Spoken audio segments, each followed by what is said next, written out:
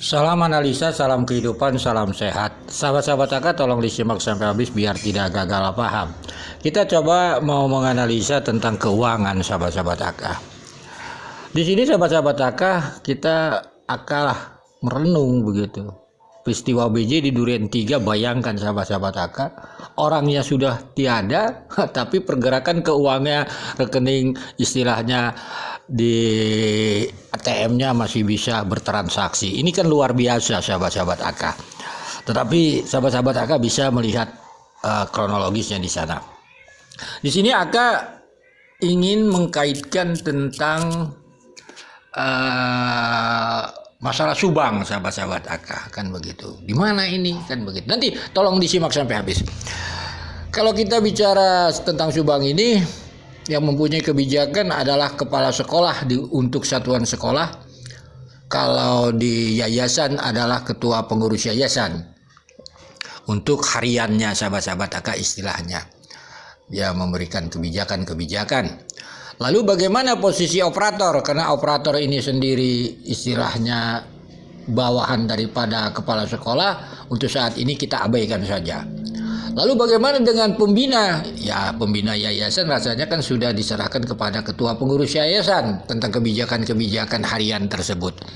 Bahkan kita tidak pernah melihat atau rekam jejak dari pembina yayasan bisa mengutak-atik arkas atau namanya data depodik. Itu intinya. Jadi kita fokus adalah tentang orang-orang yang membuat kebijakan, sahabat-sahabat AK, itu kepala sekolah dan ketua pengurus yayasan.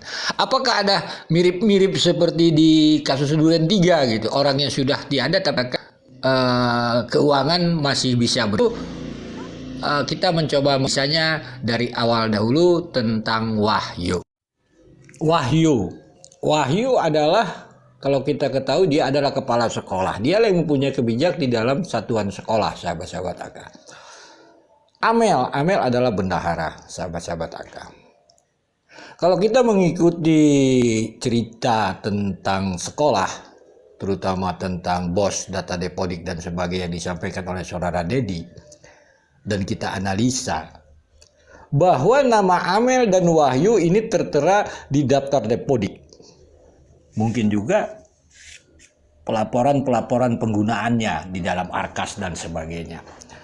Itu data depodik dipastikan tahun 2021, sahabat-sahabat AK.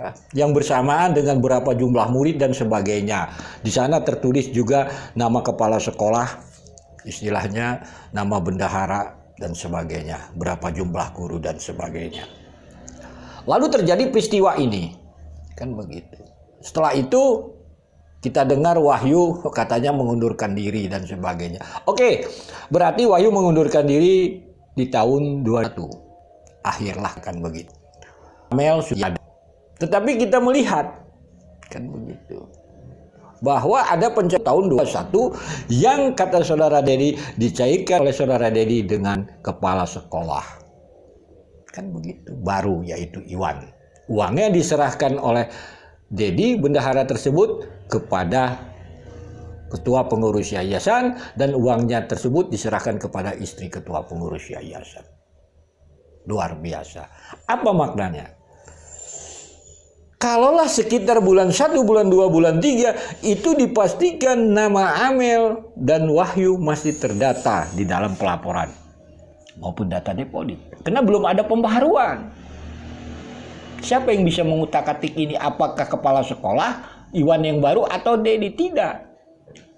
Karena saya rasa, dia pun tidak tahu pin-pin dan sebagainya, tentang arkas dan sebagainya. Pelaporan-pelaporannya.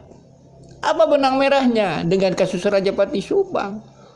BJ sudah meninggal, tapi transaksi keuangannya tentang di mana? Di ATM dan sebagainya masih bisa berjalan. Masa yang sudah meninggal bisa membuat transaksi? Tidak kan? Berarti ada yang menggerakkan. Menggerakkannya adalah orang yang berkuasa di sana. Di sini juga diduga orang yang berkuasa di sini menggerakkan itu yang namanya tentang BOS. Begitu sahabat-sahabat AK. Ya, kalau pendapat AK ini salah, silakan tanya kepada saudara Dedi. Apakah waktu dia menjabat sebagai bendahara, Iwan sebagai kepala sekolah, nama Amel dan nama Wahyu masih tertera di sana, sudah diganti dengan mereka? Pasti jawabannya tidak. Kalau Dedi itu normal atau Dedi itu jujur. Sebab apa? Belum ada penggantian. Tetapi kenapa bisa? Kan begitu. Disinilah sahabat-sahabat akal. Jadi yang memberikan kekuasaan, misalnya Wahyu sudah tiada, Amel sudah tiada, diganti Dedi sama Iwan. Mereka itu disuruh mencairkan dengan sistem-sistem yang ya terserahlah begitu. Intinya kan seperti itu. Jadi yang namanya Wahyu pun kalau sudah keluar, namanya masih tertera di sana. Walaupun Amel sudah meninggal, masih juga dipakai di sana. Ini luar biasa sahabat-sahabat akal. Lalu kita mengkaitkannya kembali. Kita dengar bahwa Iwan katanya diangkat menjadi kepala sekolah. Kita mau cek. Sebab mengangkat kepala sekolah itu sendiri ada syaratnya. Salah satunya sarjana. Apakah Iwan ini sarjana? Untuk membuktikannya, kalau dia jadi kepala sekolah, dia sarjana. Mari lihat data Depodik yang terbaru tahun 2022-2023 itu keluarnya di Agustus atau September. Dengan jumlah murid dan sebagainya. Apakah Iwan menjadi kepala sekolah? Akan mencari-carinya tidak ada, yang ada tetap nama Wahyu.